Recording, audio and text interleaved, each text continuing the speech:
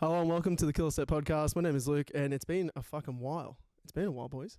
Hot minute. And I am pleasured to be joined by the lovely gentleman from Whatever Forever, who just released their new EP, Slowly Dying With You, back on the 29th of October, 2021, this year. Boys, thank you so very much for joining me. How you going? What's been happening? Fuck, I missed you all. What's happening? Not heaps, man. Not heaps. Just cruising. Just getting out of lockdown, and we'll finally be able to see Nick again. We didn't see him for like a good 3-4 months or something like that. So the last couple of weeks, it's been best few months of my life. Bit of a pain to. Yeah, we've had to move shit around to actually hang out with him. So can't get him away from us, to be honest. He hasn't gone home for the last 2 weeks. I was actually seeing Chaz on the side. It's just boys, actually go through and introduce yourself so anybody who hasn't seen you before or seen any of the interviews we've done before. So yeah, go from this end. So I'm Nikos. Nick. Cool. You go, Nick. Sing guitar. Singing guitar. Jack or Rudzy play bass. I'm Chaz. I sing and play guitar as well. You were about to say play drums, weren't you? Yeah, yeah, he fully was.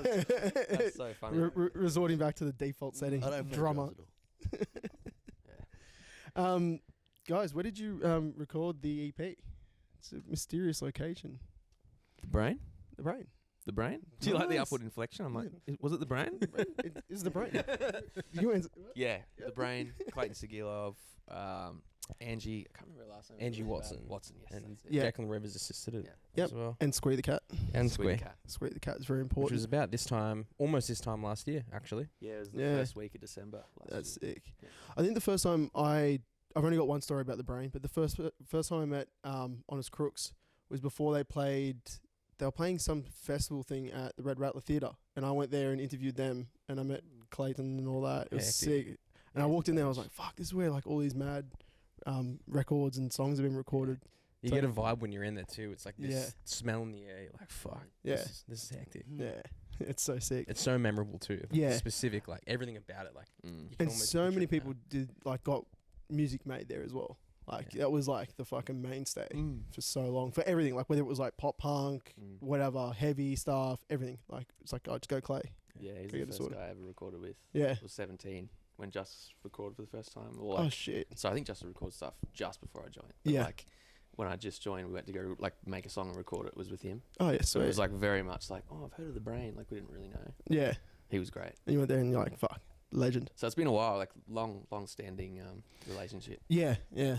And I think that's the best thing about like the local community, and like you get relationships between bands and recording artists, like recording studios and stuff like that. And those personalities are also big people, important people within the entire music scene, not just like our little scene. It's sick. I think at the time he just recorded that first Endless Heights album. Oh fuck yeah. Yeah. He'd just done it like just before it. That's sick. Yeah, that's a sick album still. Yeah, that's sick. How was the recording process? Was it like a long one? Was it a quick one? I think we were booked for like 5 days, and then we ended up going back and doing a little Bit extra. little few things, just mainly just vocals, I think, and maybe some guitars in the last little bit. Yeah, a bit spilled over Yeah. toward the end. So like he'd kept some extra days free Yeah. just in case. And Mate, because he's a legend. He knows how it works. Yeah. Sure. He knows how to book himself. It was definitely like we were going hard on those vocals. Yeah. Just trying to get them like real good. Yeah, real good. Yeah. Yeah. So It's definitely the thing that Clay's like the best at, is getting the best vocal takes out of people. Yeah. And, you know, whether that takes a little bit longer or not, it's definitely like worth every cent that you pay to go back. And, Yeah, exactly. you know, you're getting the best. Yeah, for sure. Definitely. You don't want to go there and just have someone go like, oh yeah, it's good, and then you hear the finished version and you're like, oh, I feel like I probably could have done a little bit more. For sure. Yeah. So Yeah. that's And Angie's great at that too. She was Yeah. there just absolutely smashing it. yeah. Yeah. he She even was- pulled it back on 1 or 2 occasions where he was like, no, that's good Yeah, enough. that's good. Don't have to kill yourself on Yeah, it. she had like the Hawkeyes for it. She's like, that could be way better. Really? Yeah, She was driving She the was awesome. cracking the whip, driving the train. Honestly, and yeah, Clay's she like, got really stuck into that one. that's good. Yeah. That's what you want though, because like, again, if you got someone that's producing it, you want them to be invested in it as well. It's not just like, oh, punch the clock. You did your 5 hours or you did your 6 hours. See you later. Done. You know, that's good enough. She was all over it, yeah. That's fucking It was sick. What has the response been so far? How's it been? Ridiculous. Like, Yeah. considering we haven't really pushed it that hard since it's been out, because Yeah. we've only done one video.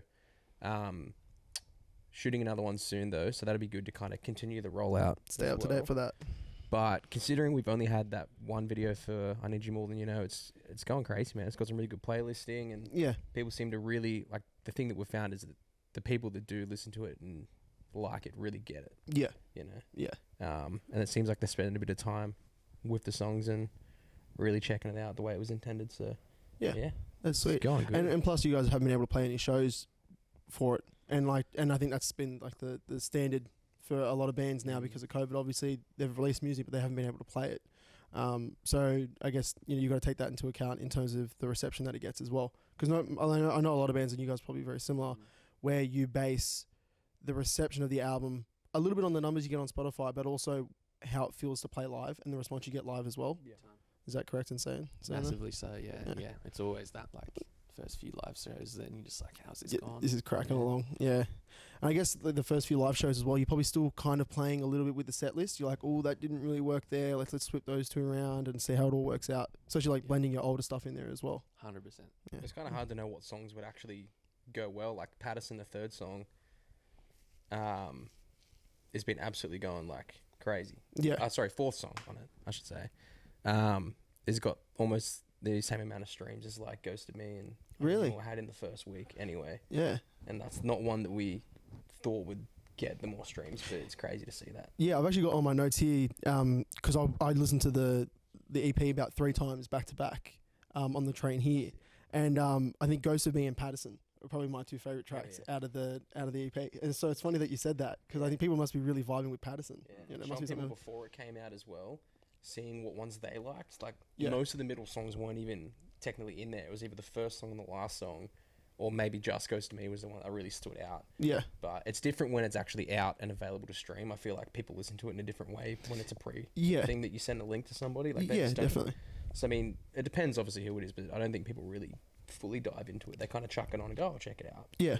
It's different when you see everybody sharing it and getting into it and things like that. And a lot of times people will like. I guess the thing is with Instagram, when someone shares it directly from Spotify, it's that song they're listening to directly. So then you can tell, like they're sharing Patterson, they're sharing Ghost of You. Like you can see who's sharing what song. Yeah. So that's cool to see as well. Was the EP designed to be listened from start to finish, or was the structure of the songs within the EP, is that kind of free flowing and you can jump between each one? I feel like you can jump between each one's like. I still remember the night we kind of decided we were driving back from the Brain, I think, up to Springwood on like the start of the M4 there, and we were just like listening to it back to front and just going for our notes and actually just writing down which ones would kind of flow really well. But I think if you we'd listened to the demos for so long before that, and you can kind of tell when one song finishes what you need to pick up the pace and like fill it out and have a nice 20-minute listening experience. Yeah. It should have like a little bit of a flow to it. Definitely. I definitely feel like it kind of ramps up towards the end. Sure. Like the first couple of songs, I'm like, all right, cool, like whatever. And then I was like, even in my notes, I wrote like the first couple of songs are a little bit more cruisy. They're not as harsh. But then as the final couple of songs, they really start to pick up tempo and intensity as well. And I was like, oh, fuck, that's cool how you guys did that. I Especially really liked after it. Ghost of Me, you kind of need a song to kind of pick up the vibes a little bit. It's definitely like a pretty heavy one to listen to, and you need something that's just going to be like, all right, let's get back into it. Yeah, for sure. And how was making the video clip? Obviously, you recorded that when there was the massive downpours. We talk about this one. Chaz, you were in the rain a little bit, mate, were you? Hey, yeah. Hey, what? Glasses are on. It was it was pretty hectic, man. We got super lucky with the weather. The idea was like pretty fresh at the time too, and it was sort of like out of necessity sort of thing. Like we were running out of time and we really needed a video, and I was stressing pretty hard, and we ended up just sort of like seeing that it was going to rain for 4 or 5 days, and then it just sort of all, I don't know, it was actually crazy. It all fell into place, which is weird because I pretty much would rather not do video clips if I could choose, just in general. Oh, did video clips in general? Well, like they're all right, but I don't know, man. There's a lot of work that goes into it. Yeah, there's just like a crazy amount of work, and they're just not as fun, to be honest. Rosie, does that upset you? Because you're like a big videographer and a big person into the the medium of film and stuff like that. Does those comments from Chaz, do they upset you? I mean, honestly, I feel the same kind of way at times. I feel like I really like the fact that we keep everything in-house and we try and do as much as we can. Like, we use friends to do the artwork, so we'll try and do it ourselves. And, you know, for this one, we use Chaz's sister. So it's really nice to have that all going on. But the video thing, obviously, if we had, like, a bit of a budget, I'd like to hit other people up to try and get a different creative side cracking. Yeah. But it's just this extra added stress, you know? And especially when you're gearing up to, like, release and, you know, there's deadlines and things like that. Sometimes it's not natural to pull it out and be creative. Like, sometimes you're just not feeling it. No, yeah. You And then need you someone got a dead else's time vision there. because yours obviously sometimes isn't the right one. Yeah, of course. But Because it always that's what makes it work out. You know, Yeah. like is like going through a bit of stress and then like having it be a fucking slog, and then it ends up being something pretty cool because of all that. You know what I mean? Like Yeah, definitely. The best ones are the deadline. ones you slog the hardest for, sort of thing. Yeah. Yeah, for sure. Do you guys feel like you work better with that, like, quicker deadline, that turnaround, or was it, you know, kind of a bit more rush and you'd probably like a little bit more time next time? well, I feel particularly for this one, it was just like the thing that made it so authentic is the fact that we were just winging it and just you know, for 2 days we just stood literally on the side of like the highway in the rain and just filmed like whatever we could, and we didn't even really know if it was going to work. And like we'd come home from a massive day and we'd get my laptop out and put a shot up, and as soon as we saw the reverse shot of like one of the rain shots, we were like, oh, okay, that's it. That's all we need to do. Was the idea to always have that video clip in the rain or like in the wet? That was always the plan from the get-go, and you just got lucky with the natural rain coming through? Yeah. Yeah. Pretty much like most of the shots and everything that was going on was like pretty much the original idea. It was just sort of like making it happen, I guess. Like it was all pretty much just getting Rudsy to sort of get a vision on it through the lens physically, I guess, and then it all just changed from there, you know what I mean? As it does, you just sort of get an idea of it. It was pretty much like rain stuff backwards. We were pretty much originally thinking of doing the whole thing backwards. That would have been cool. As sort of time went on, you know, Ruds was playing around and realised that it was like really cool to just chuck in little scenes of, you know, stuff that was just normal forwards, and then B-siding it with stuff that was in reverse and slow-mo and shit like that. So yeah, it's definitely sort of like it ended up being fucking awesome and like pretty awesome to do, even though it was like hellish. Yeah, not so much. It just come from nothing. You know what I mean? It was just out of the blue and happened so fast, and it was like so gnarly, man. It ended up just all working out. You know, it was cool. So here's a question: if you guys didn't get those 4 days of rain, would that video clip still gone ahead? Would you have to try to fix something out, or you would have just done something completely different? It would have taken a lot longer to achieve it, but because you were pretty set on that vision of the rain. Hey? Yeah, pretty set on it. We just got lucky. Like it was during the crazy floods. Like we went down to the Nepean River during it, and like there was 500 people there, and we were like walking on the bridge there, and that's sick. We filmed a take on the bridge of Nick walking and singing as well, and there's so many people, so we're like dodging in and out of like people everywhere, and it would have been a really cool clip. But the one obviously on the road near Nick's house is the one that means more to us anyway. So that definitely. Well. That's sick. That's sick. All right, so got so involved in that question, I forgot what my next question was. I thought you know some of those answers. Like when he's talking about like it being the rain idea from the beginning, I'm like, I'm learning things right now. Yeah, I did test shots at my house as well. Oh, really? That's cool. Yeah, sent it to Chaz, and he just like called me and was like, "Whoa, whoa, let's go!" He's fucking stoked. That's sick. Yeah. What did you guys want to achieve through the EP? Was it more just like you've got songs that you've got ready to go, and they're going to work together and get them out, or was it you sat down specifically and you wanted to write something for the EP? Bit of both, you reckon? Bit of both, because there was a bit of that during 2020. Yeah, like having kind of vibes wanted to get out in the new songs that we hadn't gotten out before.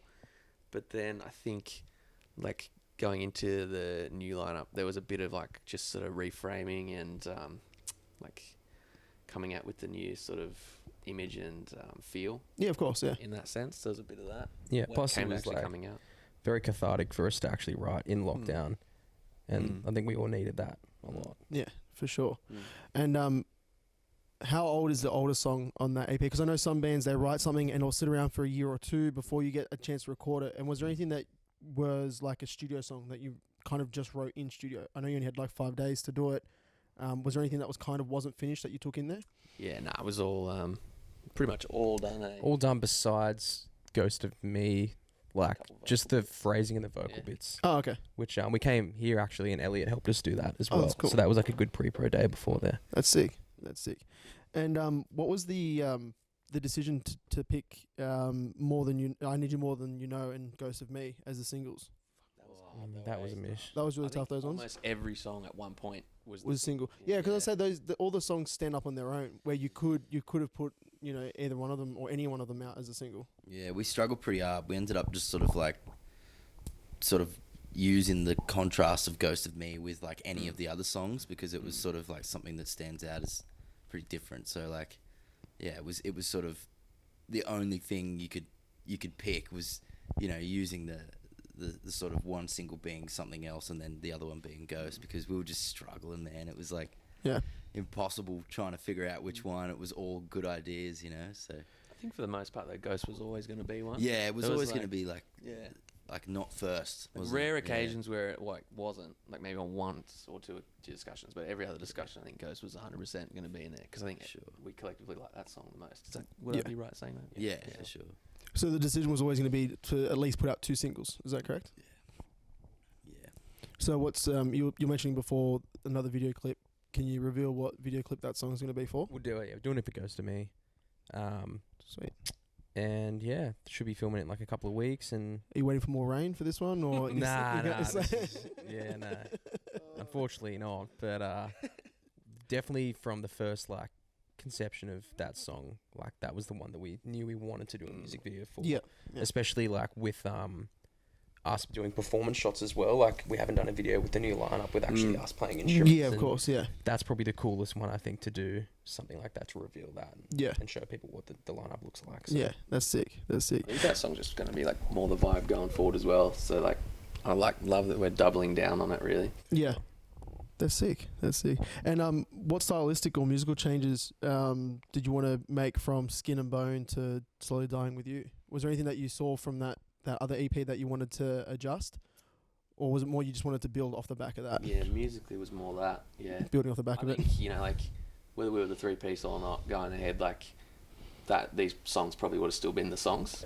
And it was just sort of like everything before that, because there was a lot of back and forthing in discussing, like, what the sound would be. Like, this is before, like, Bury Me, Skin and Bone and all that. Yeah. And so when we settled on that, you know, obviously we did those tracks and they went pretty well. So there was still room to just go further down that rabbit hole and see where that took us. So of course, yeah. This EP, I think, it's just building on a lot of that, those ideas. Those foundations, yeah. Yeah. That's sick. And was there any influences? Obviously, like, you're kind of building off what you had from there, but was there any influences or things that you saw that you're like, oh, that's cool, I want to try and add more of that in there? Was there more of like, you know, guitar fills or drum fills that you wanted to add in, or was there anything stylistically that you wanted to fill in or put in? I think the way Jazz Sum Goes to Me personally would be my answer to that question. Like, that was a vibe that, like, that sort of more ethereal sound was a vibe that we weren't really going for with the older stuff. I think for the writing, like mid 2020, I hadn't really had that in mind yet, even for this EP. But then when it came time to like doing that song, and then Chaz was doing the vocals for it, and it was like sort of, I don't know, I think before we heard it, we were kind of gearing up for that to sort of be how that was going to sound. And then I remember when he showed us the first time, I wasn't there when they recorded it, but then I heard it, I was like, that is everything I could have ever hoped for. Yeah, and I think that was a bit more fresh. That's sick. It wasn't expected, and then that's something we wanted to put in. That's sick. Was there any songs that you had to cut from the EP that you thought was going to make it? Yeah. Was there like, so did you guys start with like, how many songs did you start with, and did you cut it down from like 10? Was it like 25? How many? Like 100? 30, close to 30 songs that you had, and you kind of tiers and hierarchies as well. Oh, really? It's pretty fucked. Different levels. That's of cool. Like, you know, like possible, probable, definite, heaps good ones. Yeah. There's like so many fucking songs, but there was a couple in particular that we all really liked that definitely just could have gone on. There was one that just missed. Yeah. Musashi. That's the one That I'm thinking. just missed. Yeah. I was gonna say, so that means you guys have got stuff that's pretty much ready to go into the next stage of pre-proing and all that stuff. And then since then, there's like 100 more. 100 more that have come along. Yeah. So you guys like are constantly 30 more. So you guys don't go, all right, we've done that, have a break. You guys are kind of constantly producing stuff and playing around and fixing stuff up. Especially with the lockdown too, like there was nothing else to do but play guitar and write songs. So it's just one of those things that just happens. Yeah, I know, Razzie, I was talking to you earlier, you were saying like during lockdown you played about 6 hours of guitar every day, because it's just like, what else am I going to do?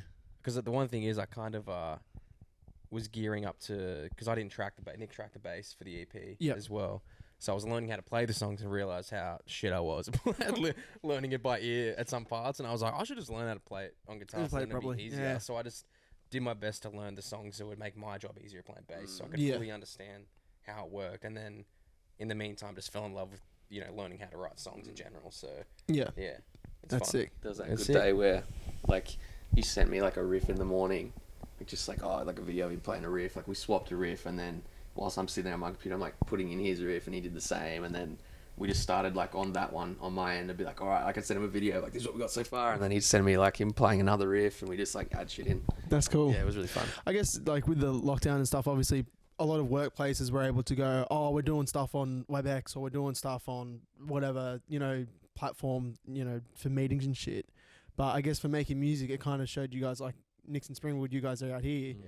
Like we still want to do stuff and hang out and, you know, make music. You know, was that a bit of a surprising thing that you found, or was it being able to like use technology in that way, something that probably never has really been done with bands? Yeah, it's just fun. Like it's so good just sending a video of a riff to someone and just seeing what they Yeah. can do with it. And like Nick's really fast at putting it together. But even living with Chaz during the lockdown, you know, we'd have days where we'd just jam the WF songs and run through the set and just spend a couple of hours in his room just Yeah. riffing, and it's sick. So it's very lucky to have that Yeah, during those couple of that's months. sick. While you guys were doing that, I was probably spending about 6 hours a day playing computer games Hell and yeah. gaming I and was a lot of that as shit. well, to be fair. Once the day ended, it was tons of that. Yeah. That Yeah. was like all the social interaction. Really. Yeah, it was. Yeah, Getting on yeah. playing And I realized, like, I don't know about you guys, but I feel like when men and women are communicating with each other, like my girlfriend will call her sisters and they'll just talk about stuff. Mhm. But I'm not gonna call my mates and just talk about stuff.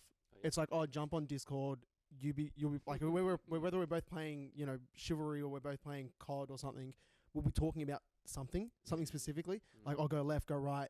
And we're not really talking, we're more communicating about something else. But even having that interaction was really good, Hell yeah. let alone without, like, you're not getting deep into conversation and stuff. Yeah. But it was just surprising. Like, I noticed that more over the lockdown.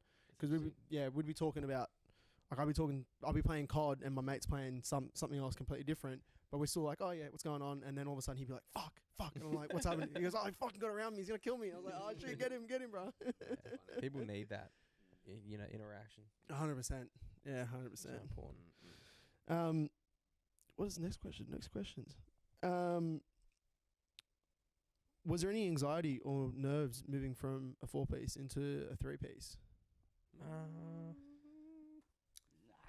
Not really. As far as the No. logistics and mechanics of it, like just our dynamic, Yeah. I was pretty confident. Yeah. Yeah, you're just like, yeah, sweet, we got this. Yeah, We're all just- forward. It's probably just like maybe the only thing would just be sort of getting used to like singing and playing guitar. Like, Yeah, I was going to say just for you between personally, me yeah. and Chaz, yeah. Yeah. But I remember we did it once. Ruzz's first show was like he had to fill in, and we didn't have the singer at the time, so we just did it. That Yeah, way. yeah. So we've done it before, so I feel like we could do it again. Yeah. The best setup played, I reckon.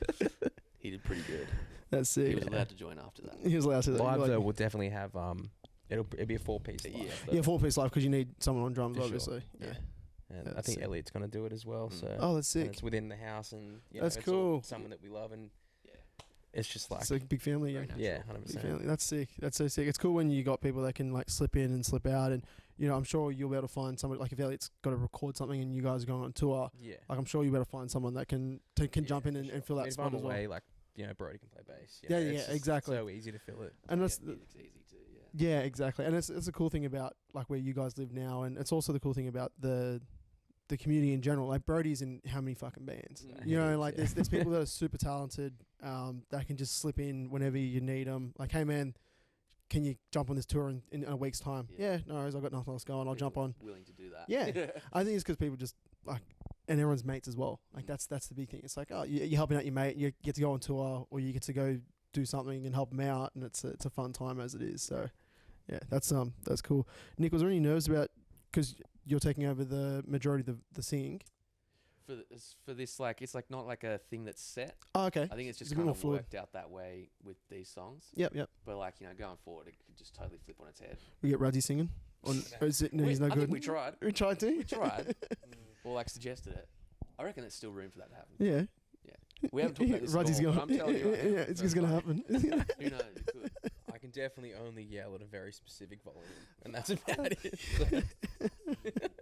Gang vocals in the next whatever forever track.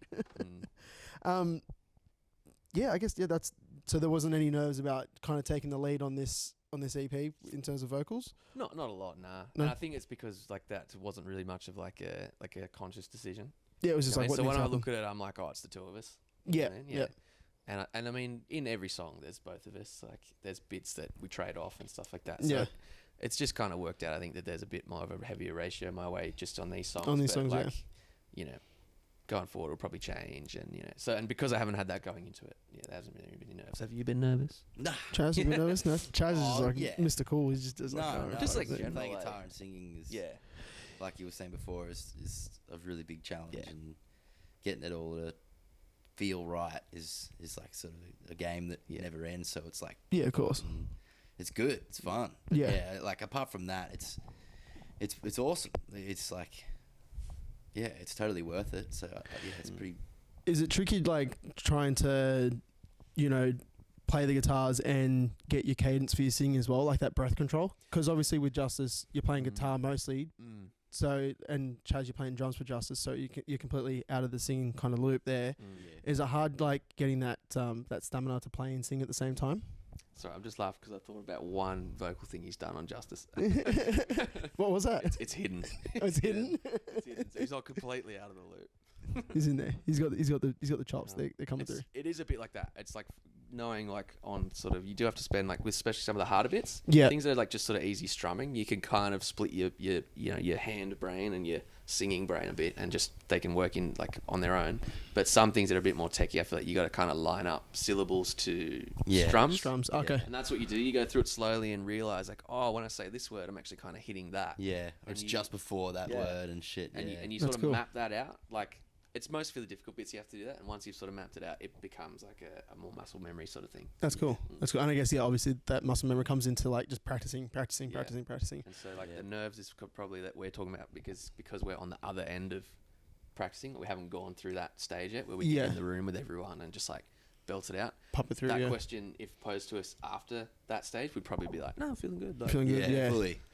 Yeah. So it's a little bit So before excited you to get a jam. chance to go through and jam it through. Hey. So And excited. I guess like that natural stamina for being on stage. You know what I mean? Like I know people practice like standing still, like yeah, but then they get on stage and they're sprinting on the stage and they're jumping, and it's like you can't perform that way if you're not practicing that way.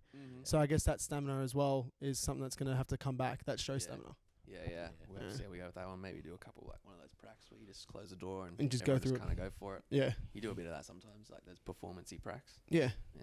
That's sick. That's so sick. What's your personal favorite songs off the EP? Goes to me. Yeah, I'm definitely locking in that one. Locking it in. Yeah. Chaz. I don't know.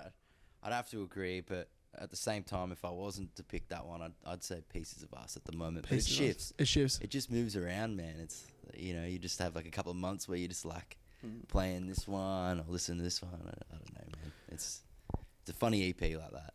Are you the type of guys, and it's more of a person by person question, but do you go back over what you've released and listen to it like heaps?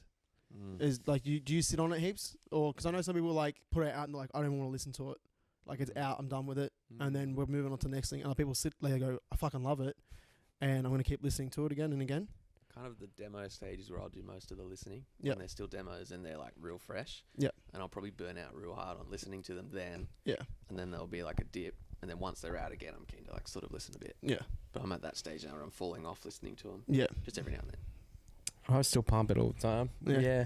It's like a perfect 20-minute distance for me to get like to my job, and if I'm driving anywhere that's kind of like scenic, I'll just chuck it on. You know, it's a really nice thing because it's familiar that you can just kind of get lost in it. You don't have to think about what you're listening to. You can kind of just chill. Yeah. But yeah, I pump it all the time. Chaz. Yeah, I've pretty much just been doing the same thing, but going through little phases where I'll like practice it too much almost, or sort of play it and practice like playing it on guitar and sort of not feel like it towards the end, but keep going anyway, and that sort of puts me off listening to it for a few weeks, but I always come back. Yeah. It doesn't take long. I just love hearing what happened there, It was When you guys are listening through it, do you notice things that you didn't notice before Were you like, oh shit? But obviously you guys hard. made it. But is there something that you go, oh, that's a bit different from what I remember it, or that Yeah. hits me a little bit more because of this? Yeah, 100%. I do heaps. I don't know, mostly just about the drums, like just because I don't remember what happened. It's just sort of there, you know. So I just sort of hear some stuff because I'm usually just listening to the vocals and like everything as a whole, and every now and then I'll just hear something that happened on the drums. I'm like, oh fuck, that was cool. Yeah, don't remember that. There's a lead guitar part that I forgot. Oh yeah, You forgot about, or you forgot To record. Oh really? Yeah, then I realized like after that After. was mixed and shit. I didn't like- even know that. Yeah, Patterson, when it kicks like so the beginning, it's got the lead. When it goes into the verse and that lead goes away, there was actually like an octave thing that was like hectic. and it like really drove it a bit. But like, I don't know how we missed it because we had the demos up there and we're changing the color of like the leads as we were doing them to be like, yep, done. Somehow still missed it, but Sounds it's sick. fine. Yeah, Sounds in my sick. mind, like if you missed it, like after that much scrutiny, it probably wasn't that important. Well, yeah, for sure. Yeah, because I know I've spoken to other bands where they'll adjust things, or things will get adjusted after the fact, and they're like, "Oh shit, I didn't realize that was different." The main one I was talking to the guys in Kid Presentable, and some things got changed, and some of the boys didn't know what it was, and they didn't pick it up listening through it, so they didn't go, "Oh, that's what it was." So it wasn't until I had Zach and Elliot on.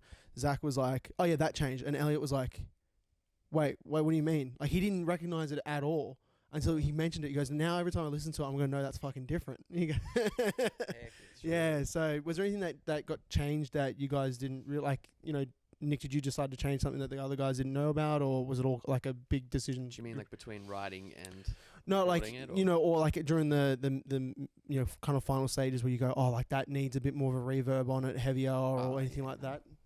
Nah, like all those things we just talked about together. Like when we're sitting listening to mixes. So like if there was any change, we would have come from all of us. That's sick. That's sick. I'm gonna say, boys, we're smashing through it, doing a great job. Things do sound different once they're on Spotify, which is interesting. Like you get used to hearing it because I've heard that at home, and then especially because the first two songs were out for a while, and then you listen to it practicing it, and so you'd hear everything just in a WAV form, just on your computer.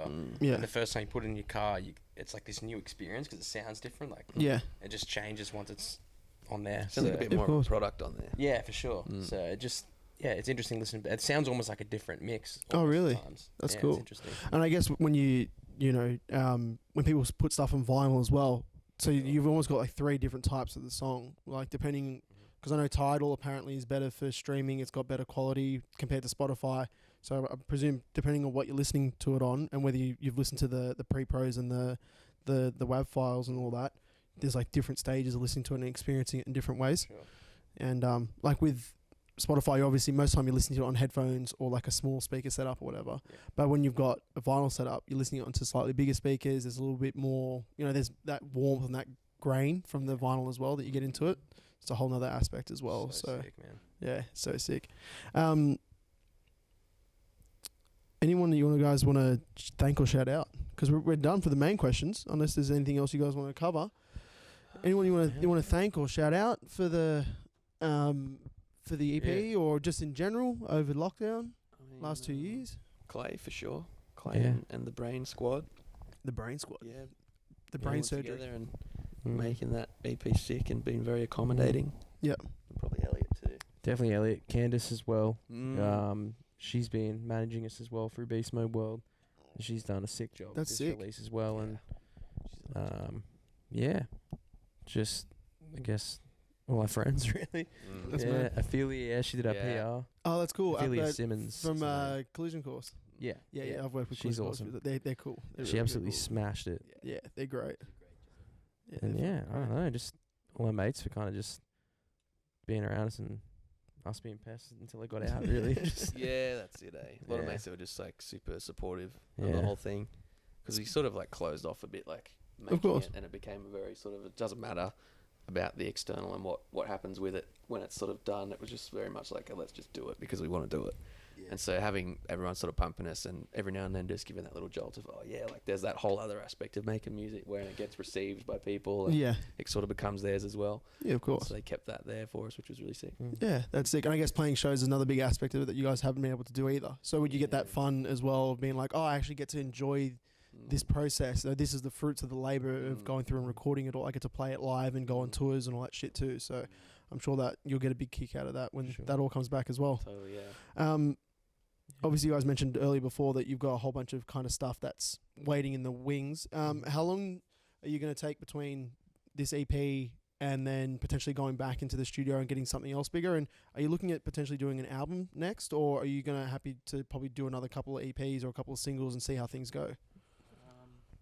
We're sort of looking at going pretty quick. Like we're just pump it out. We've made an emphasis sort of like before this EP or around this EP that we just did, that we want to be sort of fast and just sort of like, you know, bridge the gap between like recording it and releasing it a little bit closer and stuff like that. Yeah, tighten it up. So yeah, we're looking at going back in pretty much as soon as we can, but it's just like trying to find time with the like, you know, what everyone's got going on coming up next year. And also we've got to play some shows. That's the other tricky part. That's sort of making it a bit hard. You know, like we definitely just want to like really record again, because it's definitely like the fun part. But playing shows, I think, is like a big one that we've got to do. Also, just for a bit of coin and stuff like that. Yeah, of course, but, of course, yeah. Yeah, I think we're going to be going back in like early next year and do more tracks and try to just keep honing in on what feels good. That's really cool. Yeah, just explore some of the new vibes and then look at album later in the future. Yeah, that's sick. Yeah, I know what you were saying. You don't want to put out an EP and then squash it by not being able to play it live by putting out another EP or another 2-track or something, because then it becomes old and it's kind of squished. And even though people haven't heard it, it still kind of feels like it's been there for a little bit too long. Yeah, and you don't want to squish it. You don't want to squish the run of having that as its own centerpiece, because it's an EP. You don't want to like the EP would have had a tour, but because of COVID, doesn't get one. So now we're technically touring that and a 2-track, and you're like, oh fuck, which is okay. Which is okay to do, but it's like, you know, you want to give it room to breathe and have its own life, I guess. Yeah, it's like a transaction sort of thing, you know. It's like we bought the EP, now we've got to go and buy the other one. Go and have a go and use it, sort of thing. Get out there and play it, and like even just see what comes with the writing. That's another thing, I guess, is like once you record songs and then play them live for a while, like it sort of also adds to the direction of the new stuff and sort of like what of course, you might want to do and how you might want to make it feel and stuff. Yeah, for sure. And I guess like when you're playing, there's probably like a riff or when one song ends and it goes to the next song, you're like, there could be something that's really, you know, high tempo, something that's kind of completely left field of whatever forever that could fill that spot and kind of bridge it a little bit better than what we've got now. But you don't realize that until you run through it and practice it as a live set and then actually play it to a crowd of people. Yeah, it's definitely a big one. Yeah. So, yeah, but I guess for us, like it's almost like a separate thing. Like we have so much fun writing and recording as it is anyway, regardless of the live stuff. It's sort of just like an incredible bonus. I can speak for myself on that, I guess, but yeah, it's gonna be fucking sick when we do go back. That's for sure. That's sick. When you guys are able to hit the road again, where's somewhere that you really want to hit? Is there somewhere that you've hit before that you want to go back to, or is there like you want to go play Darwin or fucking Cairns or something just for the sake of going up there and trying something new? Play everywhere and anywhere, really. Yeah. You say Perth all the time. Actually, yeah. You always like I mean, love Perth. Perth just has this crazy community over there for our specific genre. Yeah, I was gonna say, I know they're big on their like indie rock. Man, I mean, pop punk. They probably grew up, you know, having Break Even and Miles Away as local bands as well. So there's just that love for that specific melodic part of the kind of vibe that we like as well. And there's so many bands over there that are killing it. Like Pinwheel are killing it right now, and like Shangri-La and all those sick bands that, you know, if they were on the East Coast, would love to tour with all the time. So WA is definitely a spot that, you know, would love to rip, and you know, we always love playing Melbourne and Brisbane. Like goes off for us as well, and that's it. So I just play anyway, really. Do you think more of those regional tours now post COVID will kind of be a little bit more popular in terms of like bands instead of doing a weekender and just doing Sydney and, you know, Melbourne and Brisbane? They'll go, well, let's just take a week if we can afford it and go like maybe do Coffs and maybe do Byron, and or like if you're going from Melbourne to Perth anyway, like do Melbourne, then do Geelong, Adelaide, and then maybe do Freo, and then do Perth as well. So you kind of get those in between spots. Do you think that's going to become a little bit more popular for bands I think coming so. up? Big time, yeah. Yeah. They're already starved of it before COVID. Yeah, of course, you yeah. know, like Yeah. when I went up there with Polaris to North Queensland, I interviewed some people as well just to try like a little new thing and to see what Yeah, of people were course. vibing. And a lot of them were just saying that, you know, this is like the first show they've had here in a long time that's Yeah. of a band that's a bigger caliber Yeah, of course. as well. But they just want to see shows. Yeah. That's all it is. 100%. And I think I was talking to Luke of Breakthrough, and they were touring with Hexus. I think they're from They're Denmark. the biggest tour ever. Yeah, and they were doing like dates everywhere. Yeah. And what they were kind of saying was that the Hexus showed them how they tour in Europe, which is you might play 3 hours or an hour away from where you played last, but you still play it, and it's kind of the way that Australia used to be. You play it anyway because, you know, as long as you're not going to the pub and blowing $150 on food and piss, Yeah. you know, if you sell 3 T-shirts, it's worth you playing that venue because For you're sure. getting some money from it. Yeah. You know, it's not going to be the biggest crowd, but it doesn't matter because you've still sold merch, you've still seen people, and people are still interested in your music now. And I think, you know, back in the day, I know people used to do a lot more regional spots. Like people would play Ulladulla, Yeah. you know, which is like sick to do a proper East Coast tour where you're hitting those coastal towns and, you know, just get So out there, sick. play Ulladulla on a Wednesday night. Who gives a shit? People are Yeah. going to turn up. It's crazy how like small the geographical like territory is covered for what is called a full Australian tour. Yeah. Don't Yeah. you reckon? Like, Yeah. Well, it's even like most of the you think time, about it. even Perth doesn't even get covered. Like we're doing an Australian tour, except for Perth. It's like, oh, fucking Man, poor yeah, Perth. Hectic. sometimes not even Adelaide. Yeah, I It's love Adelaide. well- Adelaide's fucking sick. I like it. Pretty sure the last band that did a tour that big might have been Carps. I'm pretty sure I was talking to Luke about that when they were at the Hammer. So it hadn't been done in like maybe 10 years of a tour of that caliber, Yeah. that many dates. And they seemed to go pretty well financially off it too. They didn't lose like No, heaps of of money. course. And I think, you know, bands have to look at it a bit more strategically in terms of, you know, a business sense where, you know, you're going to play the show, that's great, but what are you going to make your money off? It's your merch. So make sure your merch is good, it's tight, you know, you've got enough stock to run it. Go sell merch, make sure you're pushing it on socials and shit like that as well.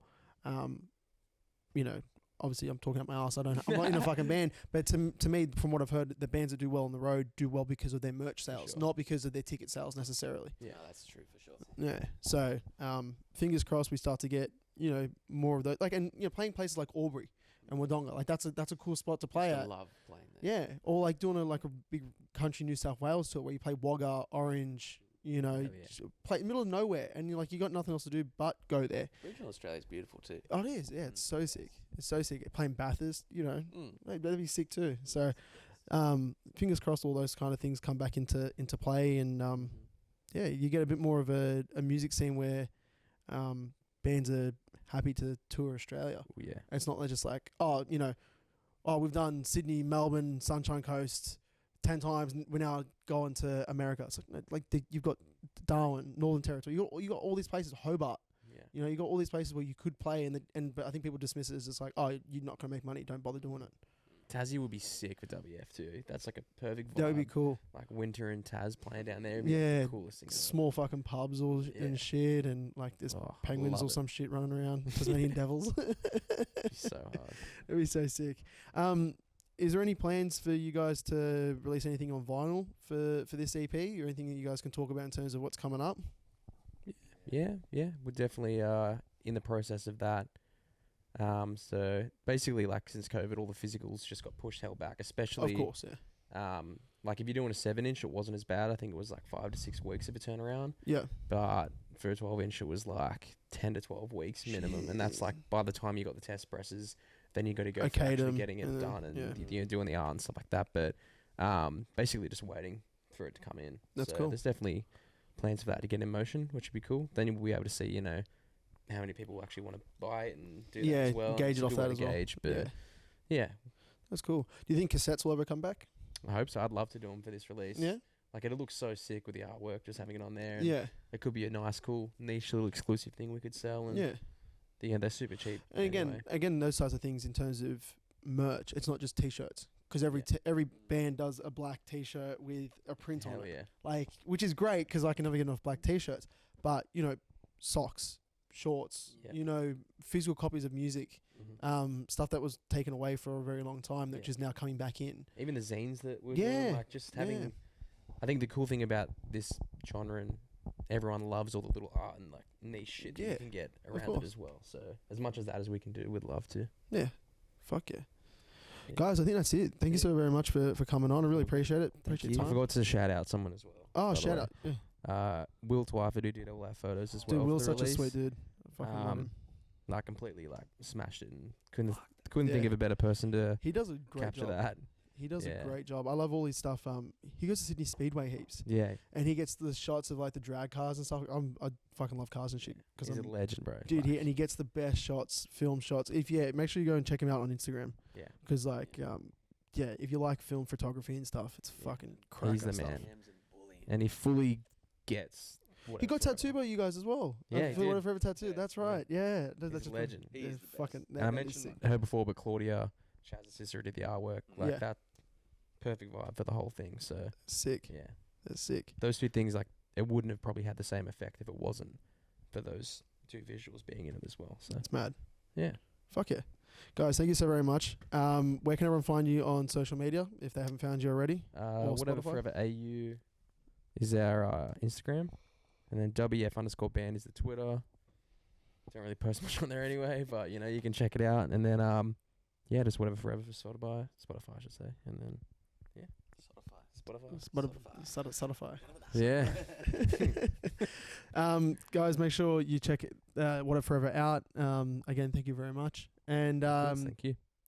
Make sure you're checking us out on YouTube. Facebook's dying big time, so I'm pulling most of the stuff off Facebook. Most stuff will be on Facebook, but make sure you subscribe to the YouTube as well for any live sets. And this interview, obviously more interviews will be coming. And make sure you subscribe to us on Spotify as well. Stay up to date on everything. Make sure you're following The Killer Set on Instagram. And that's it. Make sure you go out there, go buy some fucking merch, go see some shows when they're back on. There's heaps coming up in December and early next year. And support your scene. That's it, guys. Thank you. Thank you. Thanks. Thanks. Hey,